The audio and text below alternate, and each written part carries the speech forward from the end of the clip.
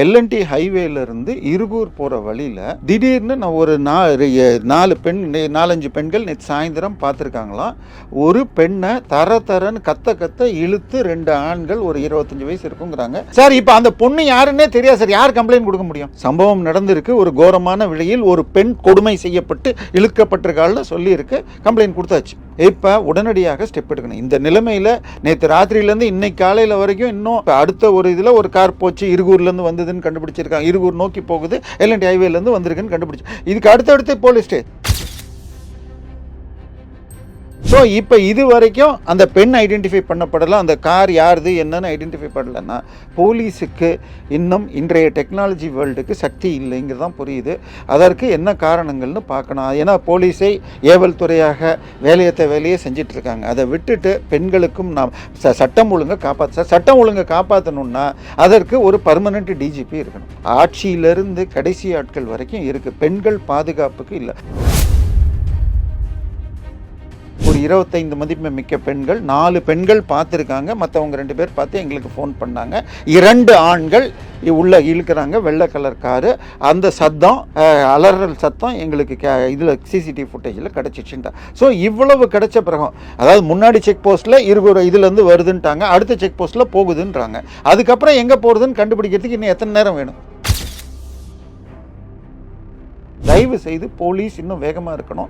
இப்போ பெண்கள் பாதுகாப்புங்கிறது முக்கியம். ஏன்னால் ஒரு பெண் தனியாக நடு இரவில் அதுவும் நகையோடு நடந்து போனால், நகையில் ஒழுங்காக நடந்து போனால் கூட பாதுகாப்பு இல்லைங்கிற அப்படின்னு காந்தி சொன்னார். நடந்து கூட போக முடியாத நிலைமைக்கு பண்ணக்கூடாது. அதுக்கு அடுத்தது சில பேர் ராத்திரி ஏன் போகலாம், இந்த கேள்விகள்லாம் உங்களுக்கு கேட்க உரிமை இல்லை சார்.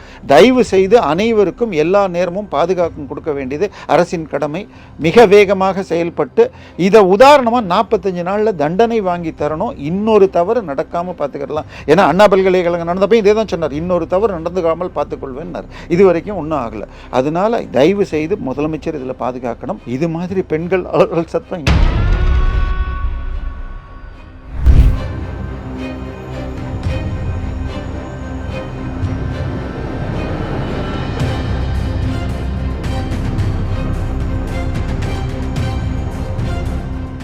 ரியல் நேயர்களுக்கு வணக்கம். இன்று நம்மளுடைய நேர்காணலுக்கு அரசியல் விமர்சகரான திரு தேவப்பிரியா அவர்கள் இணைஞ்சிருக்காங்க. சார் வணக்கம். வணக்கம் சார், இப்போது கோவையில் அந்த காரில் மாணவி பாலியல் வன்கொடுமை செய்யப்பட்ட விவகாரம் பெரிய லெவலுக்கு பேசும் பொருளாக பேசப்பட்டது.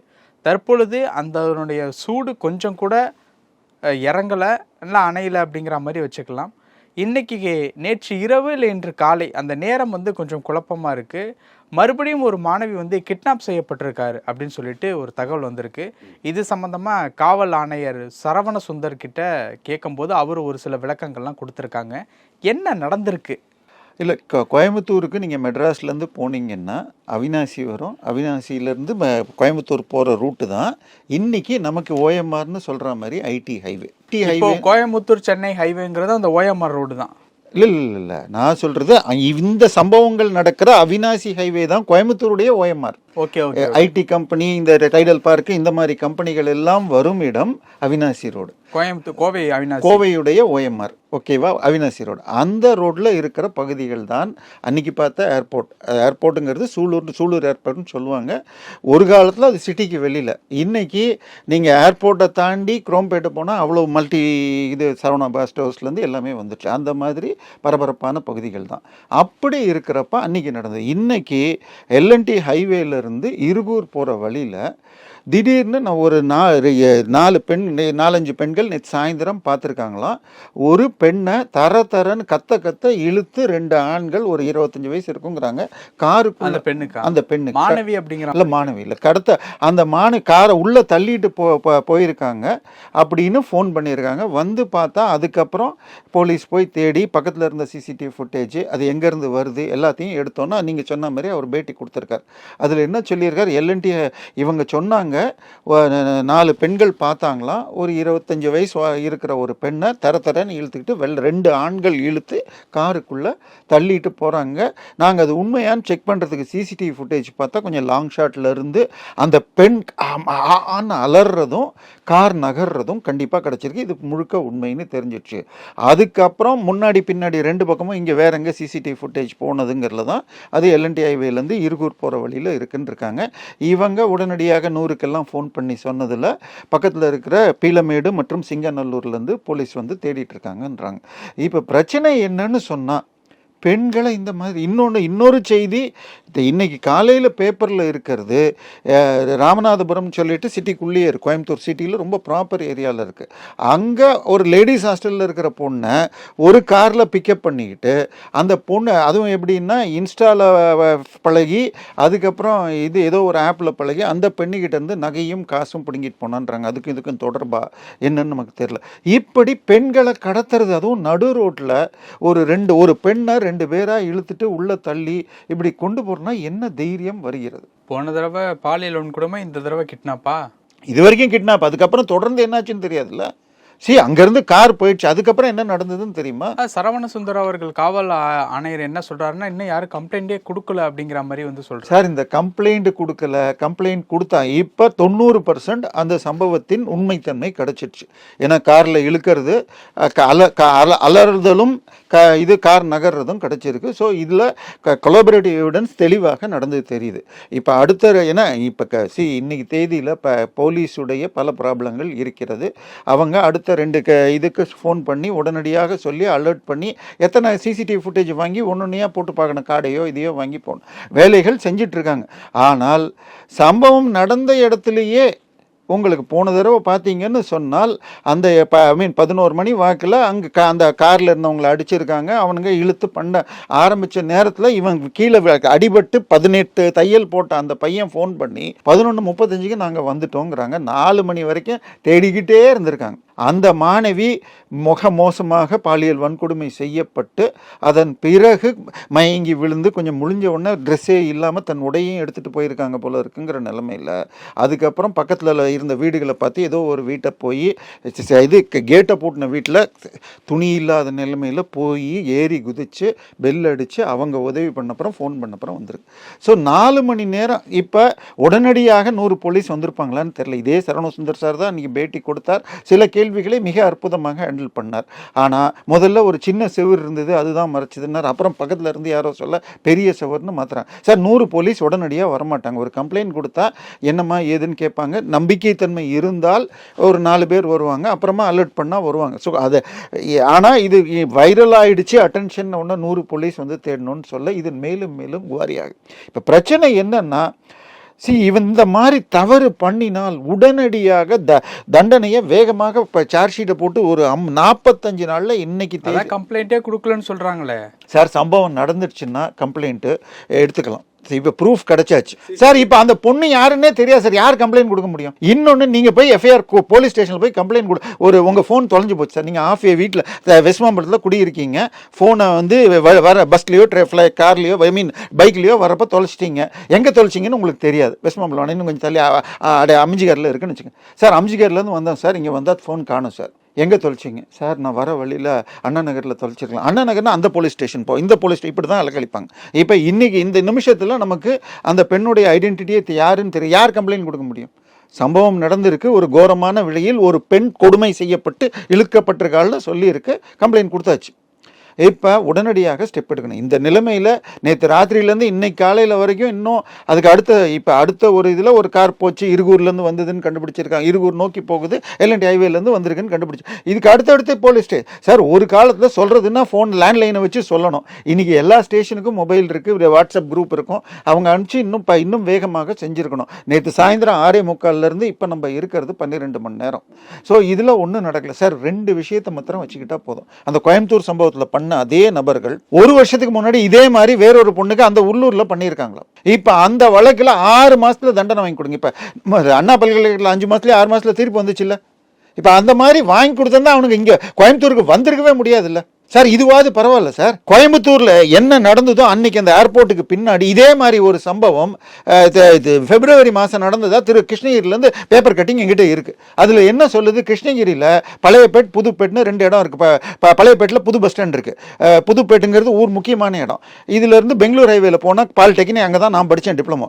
அந்த பழையப்பேட்டுக்கும் இப்போ பாலிடெக்னிக் போகிற வழியில் சையத் பாஷா மலைன்னு ஒன்று இருக்குது. அந்த மலை மேலே எல்லாரும் டூரிஸ்ட்லாம் போவாங்க. இதில் 2 பேர் பக்கத்தில் இருக்கிற ஏதோ ஒரு ஊர்லேருந்து வந்து ஒரு ஃப்ரெண்ட்ஸ் லேடியும் ஒரு ஃப்ரெண்டும் வந்து போய் பார்த்துருக்காங்க மத்தியான நேரத்தில். திடீர்னு சாயந்தரம் 2 பேர், அந்த பையன் உடம்பெல்லாம் காயம், வெறும் கிழிஞ்ச பேண்ட்டை போட்டு வரான். அந்த பொண்ணு கிழிஞ்ச இவனுடைய சட்டையை போட்டு வேறு துணி இல்லாமல் வந்திருக்காங்க. ஊரில் இருக்கவங்க பார்த்து அழுதுகிட்டு மறைஞ்சு வருது. பார்த்து கேட்ட உடனே 4 பேர் இந்த மாதிரி பண்ணிட்டாங்க அப்படின்னு ஒன்று அவங்க ட்ரெஸ்ஸை கொடுத்து வாங்க கம்ப்ளைண்ட் கொடுக்கலான்னா வேணாம் எங்களுக்கு கொடுக்கலான்னு போயிட்டாங்க. ஆனால் இந்த ஊர் மக்கள் கம்ப்ளைண்ட் கொடுத்தாங்களாம். அதுக்கப்புறம் அவங்க சொன்னது இதை வச்சு 4 உள்ளூர் ஆண்களை கைது பண்ணி அவங்க மொபைலில் இது மாதிரி 7-8 இருக்குன்னாங்க. இப்போ இது பிப்ரவரி மாதம் நடந்தது. நம்ம இப்போ இருக்கிறது நவம்பர் மாதம். இப்போ 9 மாதம் முடிஞ்சு போச்சு. அவங்க வந்து ஒன்று அவங்கள குண்டர் சட்டத்தில் போட்டிருந்தா ஜெயிலில் இருப்பாங்க, இல்லைன்னா 45 நாள் 90 நாளில் வெளில வந்திருப்பாங்க. ஆனால் சார்ஜ் ஷீட் போட்டு தண்டனை வாங்கி கொடுத்துருக்கீங்களா சார்? பெண்களுக்கு பாதுகாப்புங்கிறது சம்பவம் நடந்த உடனே விரைவில் முடிப்போம், விரைவாக தண்டனை வாங்கி தருவோம், இந்த அறிக்கையெல்லாம் 2 நாளைக்கு வரும். ஆனால் வருமுன் காவாதான் வாழ்க்கை எரிமுன்னர் வைத்தூர் போல கிடும். வைக்கோலை கொண்டு போய் நெருப்பு கிட்ட வச்சு பாதுகாக்க முடியாது. அதுதான் வாழ்க்கை. வீட்டை விட்டு வெளியில் வந்தால் ஒரு அப்பா அம்மாவும் என் பொண்ணு எப்போ வருவான்னு இருக்கணும். இதில் காலேஜுக்கு போன பொண்ணு, ஹாஸ்டலில் இருந்த பொண்ணு ஒரு திமுக ஞானசாகரனுக்கு ஆச்சு. இப்போ இந்த மாதிரி எல்லாம் நடக்கிறப்ப என்ன பண்ண முடியும்? நம்ம போலீஸ் இன்னும் கொஞ்சம் ஆக்டிவாக இருக்கணும். ஆனால் போலீஸ் என்ன பண்ணுது, யூடியூப்பில், ட்விட்டரில், ஃபேஸ்புக்கில் போஸ்ட் போடுறவங்க பின்னாடி தேடிட்டு போயிட்டுருக்கு. இன்னொன்று இல்லாட்டி விஐபி செக்யூரிட்டியில் இருக்காங்க. போலீஸுக்கு முழு அந்தஸ்து முழு இது கொடுத்துருந்தா இப்போ இதே நபர்கள் போன வருஷம் கோயம்புத்தூர் அந்த மாணவி வன்கொடுமை வழக்கில் இதே மாதிரி வேற ஒரு பொண்ணுக்கு நடந்திருக்குங்கிறேன். இது மாதிரி எத்தனை கேஸை சொல்கிறேன் நான். திருப்பி பல முறை பல விஷயங்களை சொல்லியிருக்கேன். திருநெல்வேலியில் ஒரு 3-4 பேர் சேர்ந்து பண்ணியிருக்காங்க. அதில் திமுக ஒரு ஆளுன்னு வந்துச்சு. அந்த வழக்கு 1.5 வருஷம் ஆச்சு. இது வரைக்கும் தண்டனை வாங்கி தந்ததா இல்லை. பேப்பர் கட்டிங் எல்லாம் நான் ஒரு டேட்டு போட்டு சேவ் பண்ணி வச்சுருக்கேன். சொன்னால் என்னமோ நமக்கு இதில் ஆசைன்னு இருக்கு. இதை தடுக்கிறது தான் போலீஸுடைய வேலை. ஓகே சார், இந்த சம்பவம் எந்த இடத்துல நடந்திருக்கு, எந்த ஊர், அந்த சிசிடிவியில் யார் தான் இன்னும் கம்ப்ளைண்ட் கொடுக்காத அளவுக்கு அந்த நபர் என்ன அவ்வளோ மர்மமான ஒரு பெண்ணா, என்ன கதை அது? இல்லை கோயம்புத்தூர்லேருந்து அவினாசி போகிற பைபாஸ், அந்த அவினாசி ரோடில் எல்என்டி பைபாஸ் வந்து ஜாயின் ஆகிருக்கு. அதுலேருந்து இருகூருங்கிற போகிற ஊர் ஜங்ஷன் கிட்ட காரில் அந்த பெண்ணை இழுத்துருக்காங்க, கொண்டு போயிருங்க. இப்போ அந்த பொண்ணு யாருன்னு தெரியாது சார் ஊர் மக்களுக்கு. இப்போ உங்கள் வீட்டுக்கிட்ட நடக்குது, கார் போயிடுச்சு, அதுக்கப்புறம் உங்களுக்கு அந்த பொண்ணும் தெரியாது, கார் யாராவது நம்பரை வேணால் நோட் பண்ணியிருக்கலாம். கம்பர் நோட் பண்ணுற பிரச்சனையே இல்லை, ஏன்னா இப்போ சிசிடிவி ஃபுட்டேஜ் எடுத்தாச்சு. இப்போ அந்த கார் எங்கே போச்சு அதை பார்த்து இது பண்ணிடலாம். அந்த கார் யாரோடது, இதெல்லாம் இன்றைக்கி மொபைலில் நீங்கள் 2 ஆப்பை போட்டிங்கன்னா போலீஸால் 10 நிமிஷத்தில், அரை மணி நேரத்தில், அதிகபட்சம் அரை மணி நேரத்தில் கண்டுபிடிச்சிருக்க முடியும். நேற்றுக்கு சாயந்தரம் 6:45 இப்போ நம்ம பேசுகிற 12 மணி வரைக்கும் இன்னும் அது விஷயமா கம்ப்ளைண்ட் வரலன்னு தான் சொல்ல. ஓகே, அந்த ரெக்கார்டிங் காலையில் 8 மணிக்கே பண்ணாங்கன்னு வச்சுக்கோங்க. நேற்று சாயந்தரம் 7லேருந்து இன்றைக்கி 8ன்னா 13 மணி நேரம் ஆயிடுச்சு.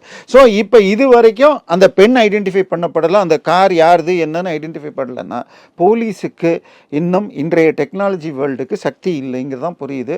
அதற்கு என்ன காரணங்கள்னு பார்க்கணும். ஏன்னா போலீஸை ஏவல் துறையாக வேலையை செஞ்சிட்டு இருக்காங்க. அதை விட்டுட்டு பெண்களுக்கும் நாம் சட்டம் ஒழுங்கை சட்டம் ஒழுங்கை காப்பாற்றணும்னா அதற்கு ஒரு பர்மனெண்ட் டிஜிபி இருக்கணும். இன்றைக்கி வரைக்கும் டிஜிபி போடல. உச்சநீதிமன்றம் இந்த தமிழக அரசுக்கு எதிர்த்தாப்புல கேஸ் நடக்குது. ஸோ இங்கே வந்து ஆட்சியிலிருந்து கடைசி ஆட்கள் வரைக்கும் இருக்குது. பெண்கள் பாதுகாப்புக்கு இல்லை. ஒரு பெண்ணை மக்கள் கூடுற இடத்துல இழுத்துட்டு போய் ஒருத்தன் காரில் இப்படி பண்ணுறான்னா இந்த நாட்டு, அதுவும் சம்பவம் நடந்த சில நாட்களுக்கு பிறகு, அதுவும் ஒரு முக்கியமான சம்பவம். அதுல வந்து ரொம்ப தூரம்லாம் இல்லை, ஏர்போர்ட்டுக்கும் இதுக்கும் ரொம்ப தூரம்லாம் இல்லை, அது வேறையா, அதே ரோடு தான். அதனால இவ்வளவு தைரியம் மக்களுக்கு என்ன வருது, எந்த தைரியத்தில் பண்ணுற என்னன்னா ஒரு தவறு செஞ்சுட்டா அதில் அவன் தப்பிச்சிட்டான்னு வச்சுக்கோங்க, இனிமேல் அவன் என்ன பிடிப்பான். இன்னும் சொல்ல போனால் அவங்க அந்த ஆட்கள் சிவகங்கையில் மாட்டிக்கிட்டு கேஸ் நடக்குதுன்னு தானே இன்றைக்கி ஹிஸ்ட்ரி ஷீட்டர்னு போட்டிங்கன்னா சார் அது என்ன பெருமையா? சரித்திர பதிவாளர்னு மொழிபெயர்க்கிறாங்க. அது பெருங்குற்றவாளின்னு வேணால் சொல்லணும். ஏற்கனவே தண்டனை வாங்கி தரணும் சார். அதாவது மனித உரிமைங்கிற பேரில் ஒரு ஆளை அதிகபட்சம் 90 நாளில் தான் ஜெயிலில் வைக்க முடியும், அதுக்கு மேலே வைக்க முடியாது. ஸோ இல்லாட்டி குண்டர் சட்டம் போட்டாலும் 6 மாதம் தான் வைக்க முடியும். ஆனால் அதுக்கு மேலே எதுக்கு உங்களுக்கு நேரம் சார் போலீஸ் போய் சைட்டில் இன்ஸ்பெக்ட் பண்ணி கண்டுபிடிக்கிறதுக்கு தான் நேரம் வேணும். இப்போ இந்த கோயம்புத்தூர் கேஸே இன்றைக்கி பார்த்தீங்கன்னா இன்றைக்கி எக்ஸ்பிரஸில் 30 நாளில் சார்ஜ் ஷீட் போடுவேன் அப்படின்னு சொல்லியிருக்காரு. ஆனால் டைம் வேகமாக இன்னும் 3 நாள் தான் ஆயிருக்கு. சம்பவம் நடந்த இடம் தெரியும், ஆட்கள் தெரியும், எல்லாமே இருக்குது. எத்தனை சிசிடிவி ஃபுட்டேஜ் எடுத்து தான் கண்டுபிடிச்சிருக்கீங்க. ஏன்னா அந்த ஆட்கள் இவங்க காட்டினா பழைய குற்றவாளிகள் அந்த 2 பேராலையும் ஐடென்டிஃபை பண்ண முடியல. ஏன்னா ஆனால் ஆளை கண்டுபிடிச்சிட்டேன்றீங்க. 90% அவங்க தான் வச்சுக்கோங்க, இன்னும் 10% இன்னும் இதுக்கப்புறம் எதுக்கு சார் உங்களுக்கு 30 நாளில் போட முடியாதுன்னு இன்றைக்கி பேப்பர் எழுதுறான் சார். இன்றைக்கி தமிழ்நாட்டில் இருக்கிற எட்டப்பன் மீடியாக்கள் 30 நாளில் அவங்க எப்படி சார்ஜ் ஷீட் போடுவாங்கன்னு எழுதுறாங்க. ஓகே, போலீஸுக்கு முடியலன்னா தேவை என்றால் வழக்கறிஞர் படிக்கும் மாணவர்களை வச்சுக்கிட்டு எந்த மெத்தடில் பண்ணி இன்றைக்கி சாட் ஜிபிடியை வச்சா கூட ஓரளவுக்கு பண்ண முடியும். ஸோ இவங்க சார்ஜ் ஷீட் போடுறது எப்படின்னு தெரியாமல் அதுக்கு 30 நாள் 90 நாளா, அப்புறம் வழக்கு எத்தனை நாள் நடக்கும் சார்? பிரச்சனை போலீஸ் தடுக்கிறதுக்கு வழியை பார்க்கணும். அப்படி தவறு நடந்துட்டா தண்டனையை 45 நாள்லேருந்து 90 நாளில் இறுதி தண்டனை வாங்கி தரணும். இப்போ இவங்க என்ன காரணத்துக்காக கடத்தப்பட்டிருக்காங்க? இல்லை, அது நமக்கு தெரியாது சார். ஒன்று யாரோ ஒருத்தி போறான்னு பண்ணாங்களா, இல்லை ஒரு விவாதத்துக்கே எடுத்த கடன் வாங்கினது திருப்பி கொடுக்கறதுக்கா, இல்லை மிரட்டி பணம் பிடுங்கலாமா, எதுக்கு மாணவி அப்படிங்கிற மாதிரி? இல்லை இதில் தெளிவாக அந்த சரவணசுந்தர் சாருடைய ஃபுல் பேட்டியை நான் இப்போ கேட்டேன். 4 நிமிஷம் பேட்டியில் ஒரு 25 மதிப்பு மிக்க பெண்கள், 4 பெண்கள் பார்த்துருக்காங்க. மற்றவங்க 2 பேர் பார்த்து எங்களுக்கு ஃபோன் பண்ணாங்க. 2 ஆண்கள் உள்ள இழுக்கிறாங்க, வெள்ளை கலர் காரு. அந்த சத்தம் அலறல் சத்தம் எங்களுக்கு இதில் சிசிடிவி ஃபுட்டேஜில் கிடச்சிச்சுட்டா. ஸோ இவ்வளவு கிடைச்ச பிறகும், அதாவது முன்னாடி செக் போஸ்ட்டில் இதுலேருந்து வருதுன்ட்டாங்க, அடுத்த செக் போஸ்ட்டில் போகுதுன்றாங்க. அதுக்கப்புறம் எங்கே போகிறதுன்னு கண்டுபிடிக்கிறதுக்கு இன்னும் எத்தனை நேரம் வேணும்? நேற்று ராத்திரி 7லேருந்து இன்றைக்கி காலையில் 8-8:30 அந்த பேட்டி எடுக்கிற வரைக்கும் உங்களுக்கு இன்னும் எத்தனை நேரம் வேணும்? உங்களுக்கு அது இந்த 2 கண்டுபிடிச்சாச்சுன்னா அதுக்கு அடுத்தது இருக்கிற எல்லா போலீஸ் ஸ்டேஷன்லேயும் போய் கேமரா வாங்குங்கிறதுக்கு எத்தனை நேரம் ஆகும்? தயவு செய்து போலீஸ் இன்னும் வேகமாக இருக்கணும். இப்போ பெண்கள் பாதுகாப்புங்கிறது முக்கியம். ஏன்னால் ஒரு பெண் தனியாக நடு இரவில் நடந்து, அதுவும் நகையோடு நடந்து போனால், நகையில் ஒழுங்காக நடந்து போனால் கூட பாதுகாப்பு இல்லைங்கிற அப்படின்னு காந்தி சொன்னார். நடந்து கூட போக முடியாத நிலைமைக்கு பண்ணக்கூடாது. அதுக்கு அடுத்தது சில பேர் ராத்திரி ஏன் போகலாம், இந்த கேள்விகள்லாம் உங்களுக்கு கேட்க உரிமை இல்லை சார். தயவு செய்து அனைவருக்கும் எல்லா நேரமும் பாதுகாப்பு கொடுக்க வேண்டியது அரசின் கடமை. மிக வேகமாக செயல்பட்டு இதை உதாரணமாக 45 நாளில் தண்டனை வாங்கி தரணும். இன்னொரு தவறு நடக்காமல் பார்த்துக்கலாம். ஏன்னா அண்ணா பல்கலைக்கழகம் நடந்தப்போ இதே தான் சொன்னார், இன்னொரு தவறு நடந்துக்காமல் பார்த்துக்கொள்வேன்னார். இது வரைக்கும் ஒன்றும் ஆகலை. அதனால தயவு செய்து முதலமைச்சர் இதில் பாதுகாக்கணும்.